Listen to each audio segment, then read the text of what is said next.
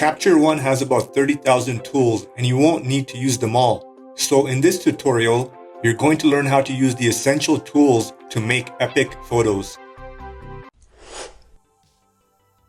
I'm going to quickly demonstrate or show you the Capture One interface so you know where to find the tools and where certain features are located. Right now, here on the left-hand side is the Tools section, and it has a few different panels. The main panel you'll be looking at is the Library one and the Adjust one. The Library is used to import and organize your photos, and the Adjust one is used to do most of the editing of your photos. There's also the Import and Export buttons right here. And then we have the toolbar, which is up here. This includes the selector or the cursor tools. The main one that I usually use are the select tool right here or the hand tool, which is also called the pan tool. So right now I'm in this hand or pan tool, and on this image I can double click on it and it'll zoom in to 100%. I can double click on it again and it'll fit back into the image, or it'll fit back into the screen. I can also change the view. And by the way, this whole main view is called the viewer. And I can also use the scroll wheel on my mouse to zoom in and zoom out. And another thing I can do is press Command plus the plus sign or minus sign to zoom in or zoom out. That'll be Control minus or Control plus on Windows. And I'll just go back to the fit view. And on the right hand side is the browser to browse different images that you want to edit or delete or so forth. What I can also do is I can move the browser to the bottom by going to View, going to Customize Browser, and Place Below. I can do something similar to the tools as well. I can move it to the right hand side by going to View, go to Customize Tools, and Place Right. But usually I keep it on the default workspace. So I go to Window, go to the workspace, and I'll just go back to the default workspace right here, which works for most people. One other thing that I want to show you is you can also move around specific tools. So for example, I can go to the curve tool, I can drag it out, and I can increase or change the size, and then I can play around with it if I want. I can also drag it back in. Now you can see this thick dark line right here. And if I move my scroll bar down, you can see the layers and mask is still available there. So this area here on the top above the thick line is pinned. So the tools above here are pinned, so it stays there as a constant or fixed position. So for example, I can go to exposure, I can move it up here. And now if I move the scroll bar down with my editing tools, you'll see exposure is still at the top here. Another thing I can do is I can click on the ellipsis here, and then I could pin it to the pinned area. So move to pinned area. And now you can see the smart adjustments is above the double thick line here. Right now I'm in the library panel looking at this untitled catalog, which has 2 photos in it. A catalog, it's a database of your photos, and it points to the location of your photos on your computer or on your external hard drive, or in my case, sometimes in my cloud storage on Dropbox. Now I can add more photos to it by clicking on the import button to my catalog, and instead I'm going to make a new catalog.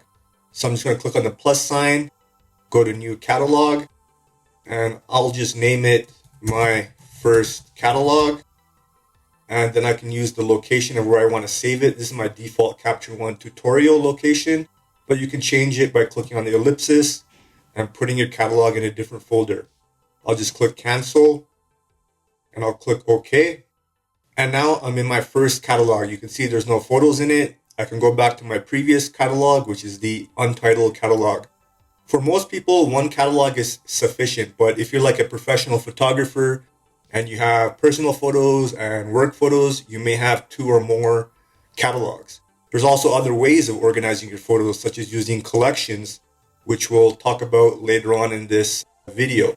So anyways, I'm going to import photos into my first catalog by clicking on Import Photos. And right now, in my default Capture One folder, which has some sample photos, these photos are already selected. I can unselect them by clicking on the checkbox here, or there's this pick all button right here. So I'm just going to leave it on pick all. And you want to make sure you include subfolders and exclude duplicates. And import to, the best option usually is add to catalog. And that just adds a reference to the photo where it's located. The copy to folder, if you want to copy your photos to a different folder, you can use this.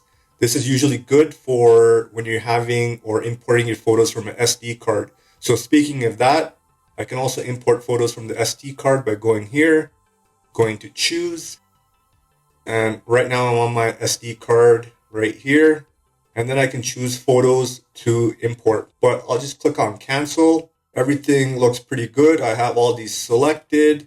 One thing you may want to do is add some metadata, put some copyright information if you would like. And then you just click on import all. Now it does take a few seconds to import the photos and to generate the thumbnails or the preview. But while it's being generated, you can work and edit the photos if you would like.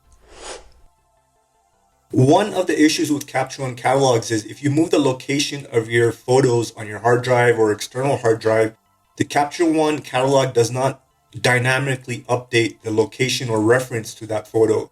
So that's an issue with the workspace or with the database. But a way to work around that is by using sessions.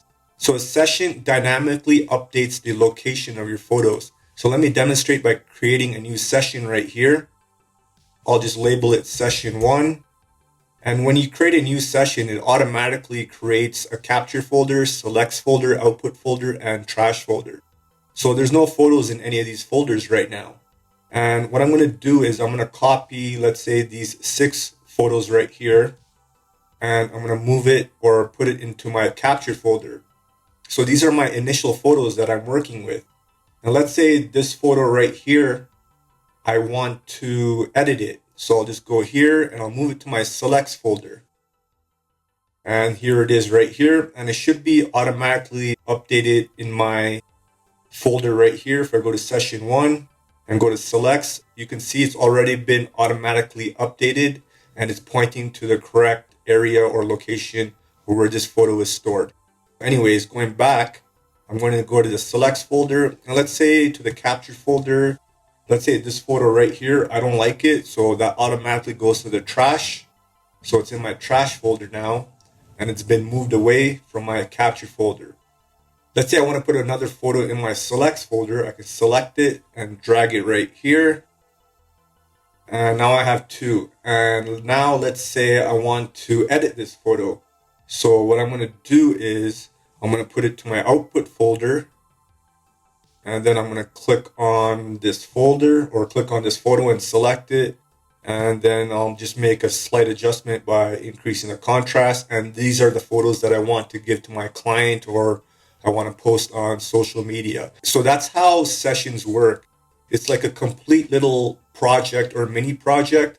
And it's usually great to work with if you're using tethered or you're doing tethered photography, such as like portrait photography or fashion photography. A session is great. But for most people, and in my case, usually a catalog is sufficient. So going forward in this tutorial, I'll be just working from my catalog. In the viewer, I view one photo at a time, and if I want to select a different photo, I just click on the photo thumbnails on the right. But another way to view them is by pressing the keyboard shortcut G, which shows a thumbnail of all the photos in your catalog. I can also change the size of the thumbnails by moving this slider. And I can also sort these photos or view it by file name by clicking right here. Now going back to the original thumbnail view, I can sort these photos by date, which is usually the best option. I can sort it by name. I can sort it by aperture, shutter speed, and I can also reverse the order by clicking on this arrow right here. But I'll just go back to date, which looks pretty good. Now I can also add keywords to these photos. So let's say for this photo that I have selected here, I can go here, enter in Panama, press enter, and now it has the keyword Panama. So if I want to search for photos by keyword, I can go to the search tool right here, I can type in Panama, press enter, and here it is. Now I'm just going to X out of this. I can also add color labels like red or green by clicking right here on this empty box and giving it blue. This one here, I can give it pink. And then I can also give them star ratings. You can see this one has 3 stars. Here, I'll give this one 1 star, this one 5 stars.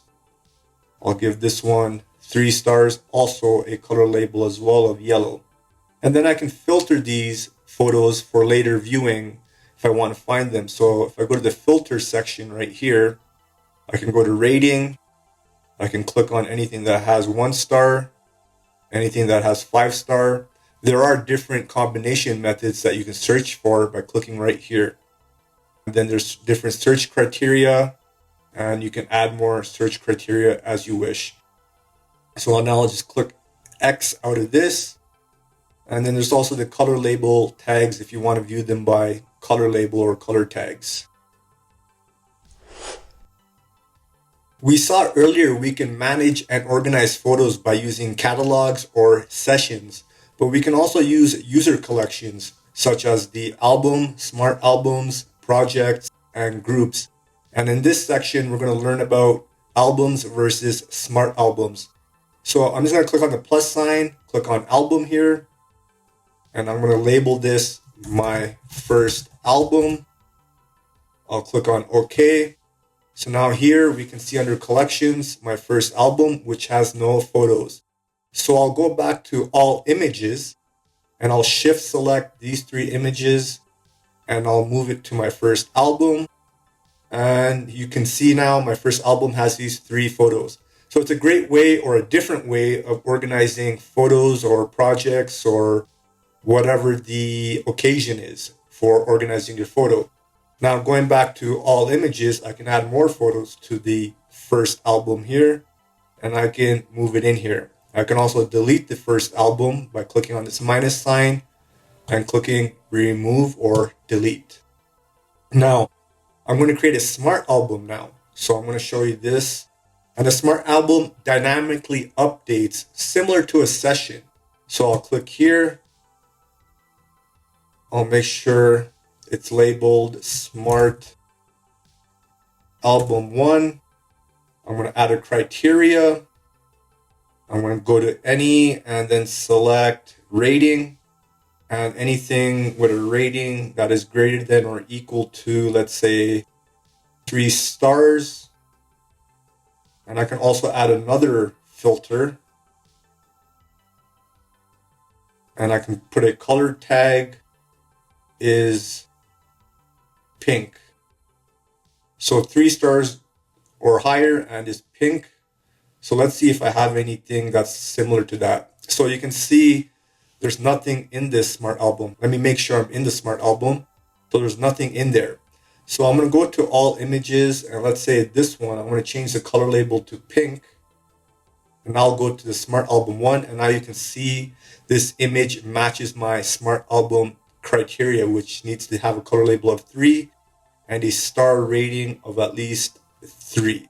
So I can go back to all images and let's say these ones here, I'll put 3, 4, 5, pink, pink, and pink. And let's take a look at the smart album and you can see it's been updated. And I can also adjust the smart album and adjust the criteria if I want. One thing many photographers do when they start editing a photo is lens correction. I'm going to double click on this photo of this Nazca booby in the Galapagos Islands. Then I'm going to go to the shape section here and go to lens correction.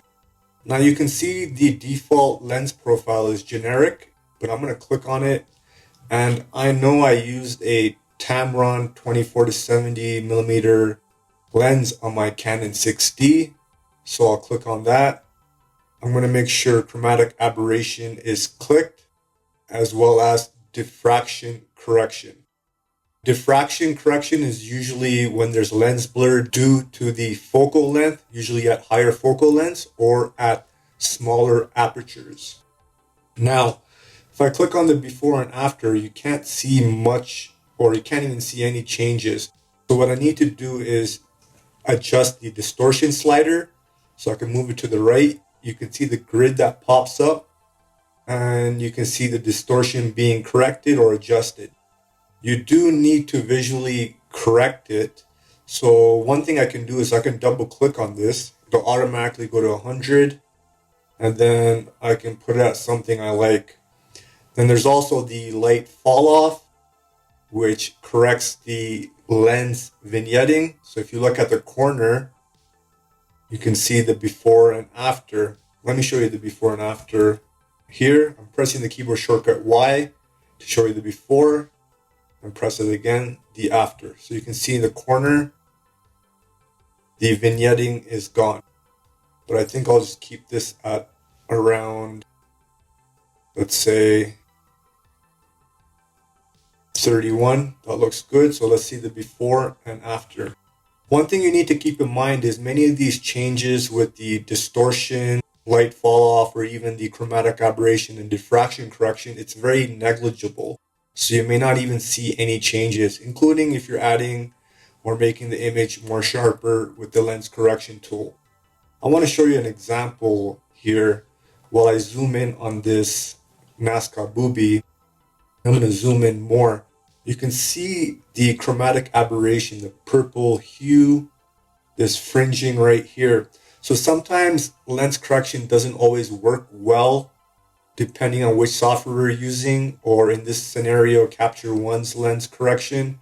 So if I uncheck this chromatic aberration, you can actually see it's gone now, that purple or pinkish fringing.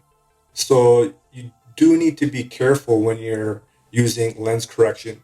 Sometimes you don't even need any lens correction. The image looks fine or aesthetically fine. However, when you're working with lines, such as in architecture or with buildings, lens correction is much more important. I usually crop at the end of my image editing session, but I'm going to show it to you right now. So I'm going to go to the shape panel, and here we have the crop tool. It's also located right here. If I click here, you can see the different aspect ratios. I can also add a custom aspect ratio, or I can just go back here and choose the ratio here. So I'm going to click on this icon right here, and you can see on the edges and corner, there's a slight overlay, and that allows me to adjust the crop, and then I can move it around. And since this aspect ratio is the original, I can adjust it to something else, such as 16:9, rotate it around, or I can go to unconstrained, and then I can change it to whatever I like. I do want to go back to the original, click on reset. One thing I can do is, since this is on landscape orientation, I'm just moving this from left to right. But if I push it or squeeze it, I can change the orientation to portrait, so it reverses or inverses the aspect ratio. And I can undo that by just kind of pushing or dragging the mouse and cursor to the left or right. Now, let me give it a normal 16:9 landscape crop. And then you can see the overlay as well while I'm moving the crop around. The rule of thirds is there. If I go to the grid, I can change it to golden ratio. And I can turn on the grid right here. And then I can go to the Fibonacci spiral. But usually most people stick with the rectangular or the rule of thirds. Now, to accept this crop, I'll just press enter. I'll go to the select tool. And one other thing I want to show you is, actually, let me get rid of the grid. And here is the level tool right here, or the straighten tool.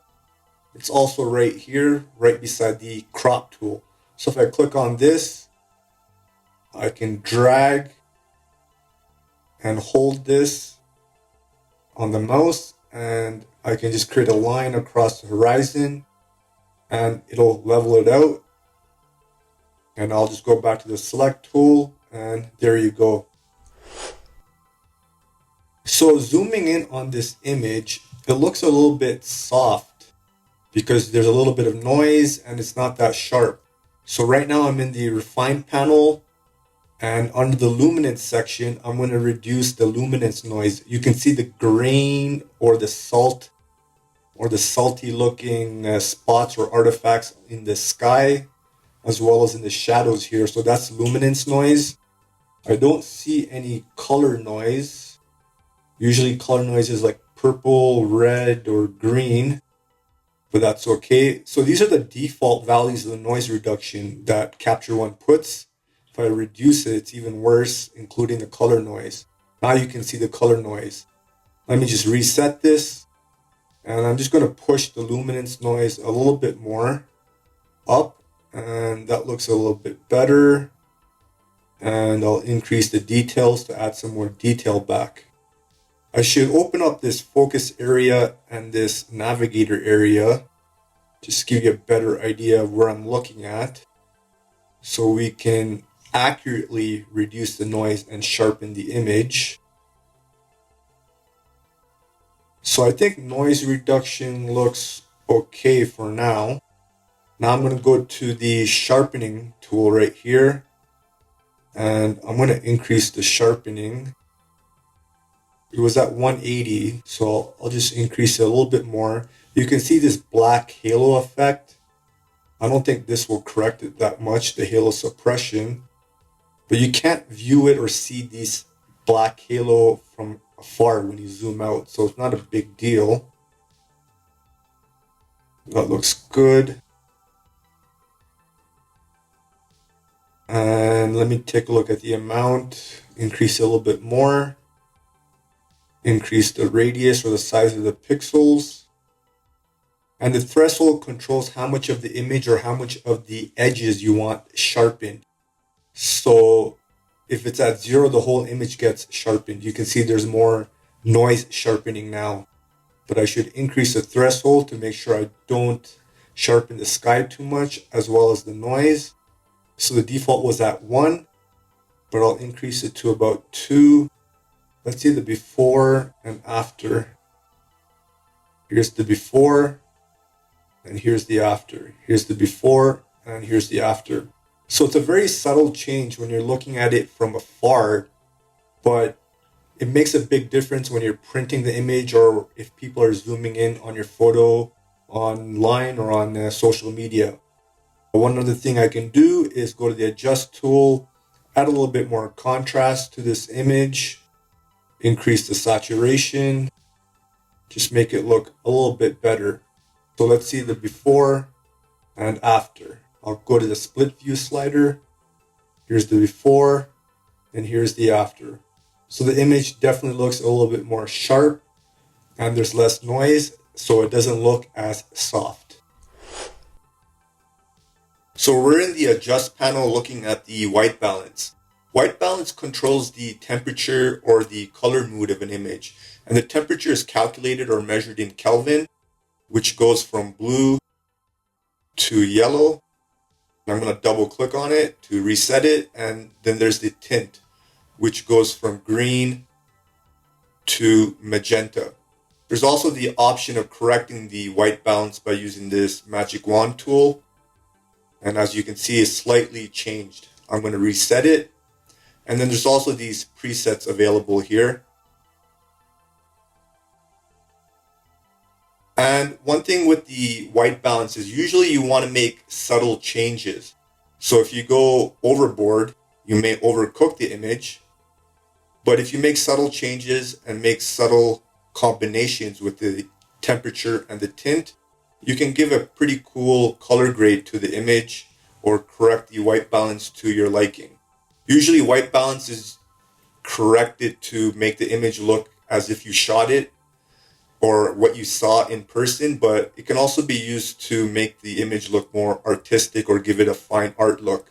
I'm just going to reset this. There's also this eyedropper tool here. It's also available right here to pick the white balance. And to automatically select or help Capture One adjust the white balance, you need to select a point in the image that's 100% white or 100% black, or neutral gray. Neutral gray is 50% white and 50% black, but it's hard to detect. So looking at this image, I can click right here, and maybe I think this should be 100% white. And it made a subtle adjustment to the Kelvin and the tint.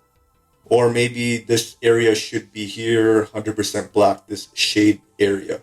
So I'll click on that, and you can see it made the image a little bit cooler.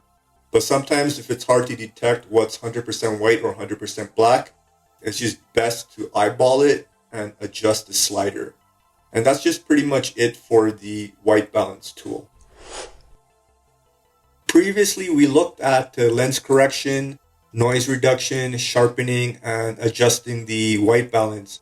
Those tools aren't always required depending on the type of photo you have. However, there are a few basic adjustments that you usually use in photography software, and that's what we'll take a look at, starting with the exposure tool here. So the exposure increases or decreases the luminance or the overall brightness value. And then there's the contrast. By increasing the contrast, it increases the highlights or brightens the highlights and darkens the shadows. And then there's just this general brightness slider that's a little bit different than the exposure slider. And then there's the saturation slider if you want to add a little bit more color to your photo. And we'll just take a look here. And this photo that I took in Banff, Canada, you can see there's a lot of shadows here. So going to the high dynamic range area, we can increase the shadows. I'll just pull out here, and then we can change the black point if we want. And the highlights, let me see, should I darken it or should I brighten it? I think I'll darken it here by moving it to the left. And then we go to the clarity slider or the clarity tool. And the clarity slider, it increases or decreases mid-tone contrast. So when you increase the clarity, it gives the perception of sharpness. So let me go here and let me zoom in. And you can see while I'm sliding or adjusting the clarity, it looks a little bit sharper, but you got to be careful that you don't overcook the image. And the structure just adds more detail back to the image as well. I'm just going to decrease the clarity. I'm going to zoom out. And we have this dehaze tool. The dehaze tool is great for outdoor photography or landscape photography. It helps clean up atmospheric debris, or if there's smoke in the area or wildfire in the area. So it just makes the image look a little bit more clean or more transparent in the air. And then there's the classic vignette to darken the corners, or I can brighten it as well. But I'm just going to darken it a little bit here. That looks good. And let's take a look at the before and after. Here's the before, and here's the after. Here's the before, and here's the after. So just with a few basic adjustments with the exposure, HDR tool, clarity, dehaze, and vignetting, you can make an image pop just in a few seconds. One thing I should point out is this HDR tool, it isn't a real HDR tool when you want to merge bracketed photos. This is just a pretty bad labeling or naming convention. This high dynamic range tool, all it does is it corrects or adjusts the tonal range or the luminance ranges individually of the highlight, shadows, whites, and blacks. In Capture One Pro, we can correct the perspective of architecture or buildings using the Keystone tool located in the shape panel. You can see this building that I took a photo of in Panama. It doesn't look vertically aligned or horizontally aligned. And we can try to correct some of it using the Keystone tool. So I can try to do it manually by going to the sliders and change the vertical perspective. And one thing with using the Keystone tool is you do have to be aware of cropping around the edges. So I can correct it like this. I can also change the horizontal perspective. And these are the manual options. There's also the skew, and the aspect ratio. I'm just going to reset this, but there's better ways to correct the perspective here by going to the guides, and then I can use these guides here. So for example, I can use these vertical guides. I can adjust it and align it right here. And then I could take this one here, this circle, and this vertical line, and adjust it here, and click on apply. And you can see it's been cropped on the edges. So if I go to the select tool, it's been cropped out, but it's been aligned a little bit better. I'm going to reset it here. Another option is to use the auto tool. So the auto tool will automatically do it.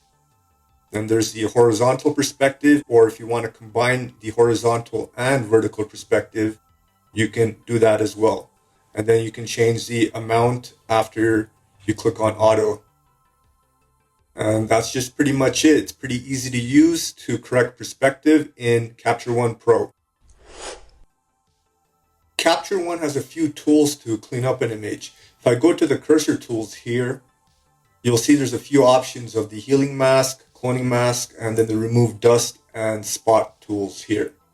The remove dust tool is also here under the refine panel, and you can individually remove the dust spots manually, or you could use the AI tool to remove the dust, which is this tab right here. I'm not going to remove any dust or spots on this image because I don't need to, but there are a few people in the background that are blurred out right here and right here. So what I'm going to do is I'm going to go to the draw healing mask tool, and now you can see the brush looks a little bit different. I'm going to right click on my mouse, which brings up the brush settings, and then I can change the size of the brush, the hardness of the brush, which is the feather or the transition or smoothness of it. I'll keep it at 0. And the opacity is the transparency, and the flow is the pressure or the density of the brush. So usually you want to keep the opacity and flow at 100. I use it most of the time. So now I can brush over here. And before I do that, I do want to give you the keyboard shortcut of the left square bracket and the right square bracket to change the brush sizes on the fly. So I'm just going to brush over this person right here, and you can see the red overlay. And Capture One automatically selects a sample source to replace the person that I was painting over. I can change the sample source if I want by moving it around, or I can just leave it as it is because it did a pretty good job. I can do the same thing with this person here and just brush over them. And that looks pretty good. And there's also a few options for the masking, if you want to always display the mask or only display mask when drawing. One thing you need to keep in mind is with the Draw Healing Mask tool, it does automatically create a layer. So you can see here there's a Heal Layer 1, and this is the original layer. So if I go back to Heal Layer 1 and I go to the Adjust panel, you can see there's the layer here. I can deactivate it, and now I can see the people back here as well. I can activate it again and use the opacity slider to reduce the transparency of the layer. And layers are a great way to make local adjustments or selective adjustments without impacting the original image. I can use the color editor to target specific colors and saturate or change the hues of them. So looking at the color editor here under the Adjust panel, this main channel right here I'm targeting impacts the entire color range. So I can increase the saturation of the entire image, which is similar to the saturation under the exposure tool. I can also change the hue of all the colors and adjust it. But the best way to use this tool is by targeting individual colors. So let's say for the red, I want to target the red, change the saturation, and then change the lightness of it. You can see the red is being targeted or being changed. And then I can also target the green and yellow. So I can put some saturation in the green, change the hue a little bit, and the same thing with the yellow. And change the hue, darken it a little bit, and let's see the before and after. This is the before, and this is the after. So I'm going to reset this tool right here. Another option is by using this eyedropper tool right here, which is also available in the toolbar. And to use that, I need to go to the advanced tool and I need to select a specific color. So I'm going to select the feet of this bird right here. And you can see it's selected a certain range on the color wheel and it's targeting this little point right here. I can increase the range if I want. And I can just move it by moving these handles on the side here. And then what I can do is I can increase the saturation. And you can see it's targeting the reddish, pinkish here, but it's also targeting the other colors that are reddish around here as well. In order to only impact this, we'll talk about masking later on in this tutorial. What I can also do is change the hue, change the smoothness. You can see the smoothness or the feathering changed right here. Or I can manually change it on the color wheel, which targets a different range. And you can see the selected color range right here, or I can click right here. And this is the color range. So that looks a little bit better with the color range narrowed. It's not targeting as much the red here, but it is targeting a little bit more of the pinkish feet right here. Another thing I can do is I can create or spot check another area. So the blue beak here, I'll target it. Now it's selected this area. And then I can go to the saturation, increase the saturation, change the hue a little bit. And let me just zoom in more. Now let's see the before and after. Before and after. And if I want, I can delete this adjustment by making sure I'm selecting this blue hue here or this teal hue. And I can just press the minus sign here. Or I can create more options as I want and then select them on the color wheel or select them here using the eyedropper tool. We had a challenging time to target this red-footed boobie's feet and saturating it without impacting the redness of this bush or these leaves here and here. So one other alternative is to use masking. So under the layers and masks, I can click on the brush tool right here, which is also located right here. And I can right click on my mouse to change the size. And then I can paint over or mask this area of the feet. And now you can see there's a brush mask 1. I can change its name by double clicking on it and just change it to feet. And now I can target this color right here. So I'm going to go to the eyedropper tool, click right here. So now it's targeted. I'm going to increase the saturation, change the hue a little bit more. That looks good. So here's the before and here's the after. Let me turn off this masking to only display. So here's the before and here's the after. So we targeted the feet without targeting the rest of the image using the color editor tool and some masking with the brush. I can make some interesting and targeted adjustments with the gradient tools. So I'm going to start with the radial gradient right here, which is also located right here. And you can see this marine iguana. I want to target the face and put a little bit more emphasis or focus on it. So I'm going to click, drag, and hold. And you can see the mask that I'm creating. Let me turn it on. And one thing is this mask is actually inverted. So let me demonstrate. If I change the contrast and increase it, it's changing everything outside except the face. So what I need to do is I'm going to delete this mask. I'm going to come back here, right click, and click on Draw Mask Inside. Now I'm going to draw the mask again. And then I can change the shape with it using my mouse. I can move it around. I can change the feather. If I want to make a perfect circle, I can shift hold. Actually, that's not working. Let me delete this.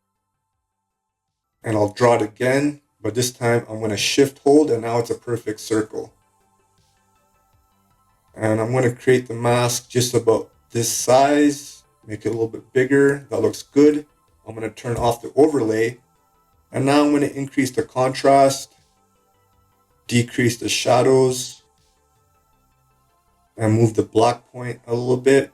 And now let's see the before and after. Here's the before and after. So now there's more focus on the face of the marine iguana. What I can also do is I can target the sky here using a linear gradient mask. So I'm going to create a new layer. I'll put it linear. Click on the linear tool right here. I'm going to click, drag and hold it. And I can use the shift button to make it a straight horizontal linear gradient, or I can release it and make it whichever angle I want. I'm going to turn on the overlay to show you guys that I can move it around. I can change the size or the feather, and that looks pretty good. I'll deactivate the overlay. I'm using the keyboard shortcut M to deactivate the overlay, and I'm going to decrease the brightness of this sky here and put a little bit of saturation. And that just gives it an interesting look with the linear gradient and the radial gradient. So here's the before and here's the after. I can use AI masking to quickly select subjects and the background. So for this image, I'm going to click on the subject tool right here, which creates a subject mask. And I'm going to turn on the mask, which is targeting this statue. Sometimes the subject is targeted accurately and other times it's not. For example, it didn't target the background statues in Easter Island. But anyways, I'm going to adjust this statue here. I'm going to increase the shadows slightly just to show a little bit more of the detail. And then I'm going to add some structure and some clarity to it. So it's a very subtle adjustment. Now I'm going to target the background. So I'll click on the background tool right here, which creates a new mask. I'll turn on the mask and it's targeting everything outside of this statue. And then I can just make some simple local adjustments, such as increasing the saturation and changing the hue slightly or a lot. So this looks interesting. Maybe not the best color combination, but it definitely gives you a good demonstration of the AI masking tool in Capture One. So here's the before and here's the after. To export photos in Capture One, select one or more photos, right click with your mouse and go to export and click on export. Or you can go to the export icon right here and click right here. Now, at first, it looks a little bit confusing because of these export recipes or process recipes. So Capture One gives you an interesting way to export several different variants or file types of your photos. So I can select different type of JPEGs, TIFF files, PSD files, or Photoshop files.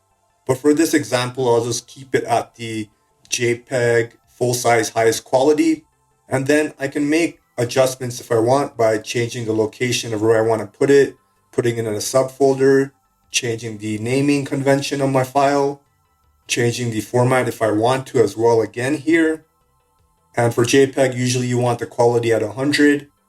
Change the resolution. Usually 72 is good for photos that are being displayed online and 300 is good for printing. One of the options that I like is using the scale, and the long edge is the one I usually use to print out or export at the maximum length. Usually I keep it at around 1200 to save some space for online viewing. There's also other options. You can also put a watermark if you want. If you don't see the watermark option, make sure you see the show all options and it's selected. And for the watermark, you can create a simple watermark, such as a text one. You can move it around. Or you can also upload an image if you would like. Other than that, the exporting is pretty easy, and then you just click here to export the image. A few things that I didn't cover in this Capture One tutorial are the histogram, the levels, and the curve tool. These are in separate video tutorials, so make sure to check out the description. And if you guys enjoyed this video, you know what to do. And as always, live easy, sleep breezy, and stay lovely.